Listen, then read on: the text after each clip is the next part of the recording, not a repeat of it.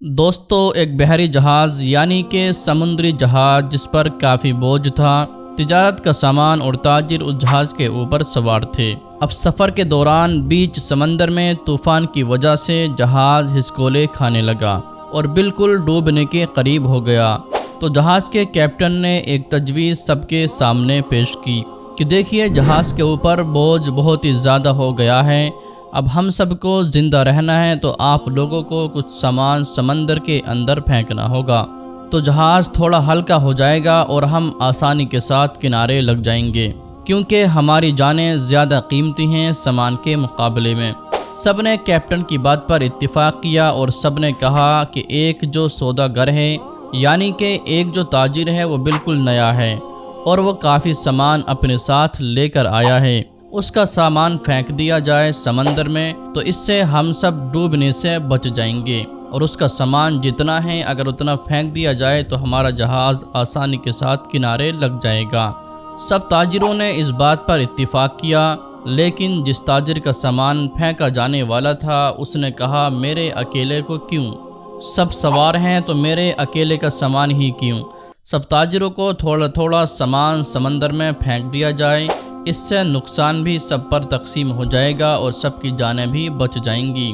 لیکن سب تاجروں نے اس نئے سوداگر یعنی کہ نئی تاجر کے خلاف بغاوت شروع کر دی اور اس سے لڑائی جھگڑا کرنا شروع کر دیا، اور جھگڑا اتنا بڑا کہ سب تاجروں نے مل کر یعنی کہ اس نئے تاجر نئے سوداگر کو اس کے سامان کے ساتھ اٹھا کر سمندر میں پھینک دیا اور اپنا سفر جاری رکھا۔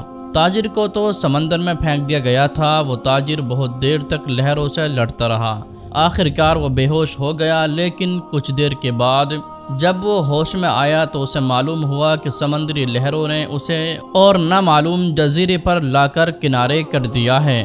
وہاں آدم نہ آدم ذات، نہ دور دور تک کوئی ٹھکانہ تھا، بلکہ چھوٹا سا جنگل اور پانی ہی پانی تھا۔ سوداگر بڑی مشکل سے اٹھا، سانس لی، یہاں تک کہ وہ چل بھی نہیں پا رہا تھا۔ وہ گھٹنوں کے بل گر گیا اور کہا، یا اللہ، اس مشکل صورتحال میں میری جان کو بچا لے، میری مدد فرما۔ کئی دن وہاں پر تاجر کے گزر گئے۔ اس دوران تاجر نے درخت کے پھل کھائے اور خرگوش کا شکار کر کے اس سے اپنا گزارا کیا۔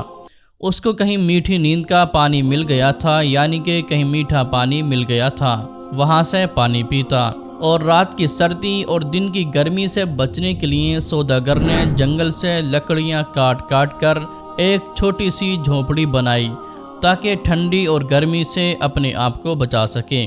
ایک دن ہوا یوں کہ جیسے کہتے ہیں نا کہ غریبی میں آٹا گیلا، اب ایک دن وہ تاجر اپنے لیے کھانا بنا رہا تھا، آگ جلا کر۔ اب وہ آگ چولہے کی آگ تھی، اس کی جھونپڑی میں لگ گئی۔ سوداگر نے اپنی جھونپڑی کو بچانے کی بہت کوشش کی، لیکن تھوڑی ہی دیر میں پوری جھونپڑی جل کر خاک ہو گئی۔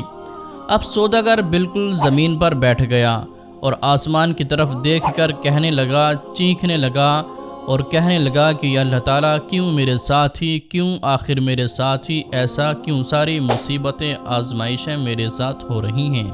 ہم لوگ بھی اکثر شکایتیں کرتے ہیں نا کہ میرے ساتھ ہی ایسا کیوں ہیں، یہ آزمائش میرے ساتھ ہی کیوں، یہ مصیبت مجھ پر ہی کیوں؟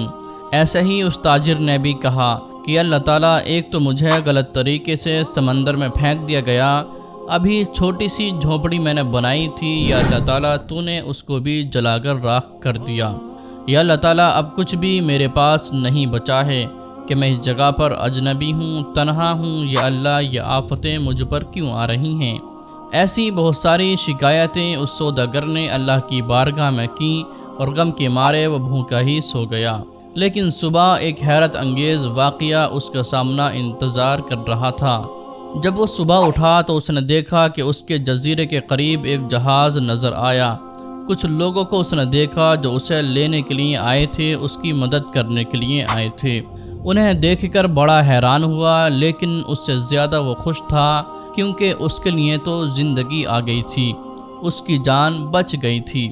جلدی سے اس جہاز پر سوار ہوا۔ خوشی کی شدت سے اس سوداگر کو یقین نہیں آ رہا تھا کہ وہ چل رہا ہے، اور جہاز والے اسے بچانے کے لیے آئے تھے اس انجان جگہ پر۔ وہ تو یقین ہی نہیں کر پا رہا تھا کہ آخر یہ لوگ کہاں سے آ گئے، ان کو میرے یہاں ہونے کا پتہ کیسے چلا، انہیں کس نے یہ باتیں بتا دیں کہ سوداگر نے اس جہاز والوں سے پوچھا، بھائیو ایک بات مجھے بتاؤ، تمہیں کیسے پتہ چلا؟ تم نے مجھے کیسے ڈھونڈا؟ آخر میرا ٹھکانہ تمہیں کیسے مل گیا؟ یہ تو بالکل انجان اور اجنبی جگہ ہے۔ اس سوداگر کے ان تمام سوالوں کو سن کر جہاز والوں نے جواب دیا، ہم نے یہاں پر دھواں اٹھتا ہوا دیکھا تھا تو ہمیں ایسا لگا کہ شاید کوئی شخص ہمیں اپنی مدد کے لیے پکار رہا ہے، کیونکہ سمندر میں جب کوئی مصیبت میں پھنستا ہے وہ اسی طرح کے اشارے دیتا ہے، اور ہمیں ایسا لگا کہ کسی نے یہاں آگ جلائی ہے اور دھوئیں کے ذریعے وہ ہمیں مدد کے لیے پکار رہا ہے۔ ہم تم کو دیکھنے کے لیے یہاں پر آ گئے اور تمہاری مدد کے لیے ہم یہاں پر آئے ہیں۔ یہ سن کر تاجر بڑا خوش ہوا، اللہ تعالیٰ کا شکر ادا کرنے لگا اور اس نے اپنی کہانی سنائی۔ بلکہ ان لوگوں نے پوچھا تمہارے ساتھ کیا کیا ہوا ہے؟ تو اس نے بتایا کہ جس طرح سے ناجائز طریقے سے سوداگروں نے اسے اٹھا کر جہاز سے باہر پھینک دیا تھا، سمندر میں اس کا سامان بھی پھینک دیا گیا۔ وہ لوگ کہ جو جان بچانے کے لیے آئے تھے انہوں نے کہا، اچھا تم اس کے بارے میں ہمیں بتا رہے ہو تو میں آپ کو بتا دوں کہ وہ جہاز اپنی منزل تک نہیں پہنچا، بلکہ سمندر کے لٹیروں نے جہاز پر حملہ کر دیا، پورا کا پورا سامان لوٹ لیا اور سارے تاجروں کو قتل کر دیا۔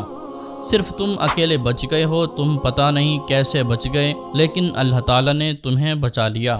سوداگر یہ سنتے ہی زاروں قطار رونے لگا، وہیں سجدے کی حالت میں گر گیا اور کہنے لگا کہ یا اللہ تعالیٰ، تیرے ہر کام میں تیرے فیصلے سب سے بہتر ہوتے ہیں، تو جو بھی کرتا ہے اپنے بندوں کے لیے بہتر ہی کرتا ہے، بس ہم ہی بے صبرے ہو جاتے ہیں، ہمارے اندر صبر نہیں ہوتا، ورنہ بعد میں تو پتہ چلتا ہی ہے کہ اللہ تعالیٰ تیرا جو فیصلہ تھا وہ بالکل صحیح تھا۔ میرے بھائیوں اور بہنوں اور دوستوں، اگر آپ کے حالات بگڑ جائیں تو آپ ڈریں نہیں، آپ خوف زدہ نہ ہوں، بس اتنا یقین رکھیں کہ خدا کی ہر چیز میں حکمت ہوتی ہے۔ جب بھی آپ کا کوئی کام رک جائے، آپ کی کشتی بھنور میں پھنس جائے، آپ کی جھوپڑی جل جائے، تو یہ جان لیں کہ خدا آپ کا اچھا انتظام کر رہا ہے۔ مجھے امید ہے کہ آج کی اس کہانی کو سن کر آپ کا ایمان ضرور تر و تازہ ہو گیا ہوگا اور کچھ نہ کچھ آپ کو سیکھنے کو ملا ہوگا۔ تو دوستو، اگر آج کی ہماری یہ ویڈیو آپ کو پسند آئی ہے اور آپ نے آج کی اس ویڈیو کو ابھی تک لائک نہیں کیا ہے تو اس ویڈیو کو ضرور لائک کریں اور اپنے دوستوں کے ساتھ ضرور شیئر کیجیے گا۔ انشاءاللہ تعالیٰ آپ کی خدمت میں پھر سے حاضر ہوں گے، تب تک کے لیے ہمیں اجازت دیجیے، ملتے ہیں پھر کوئی نئی ویڈیو میں، جب تک کے لیے اللہ حافظ۔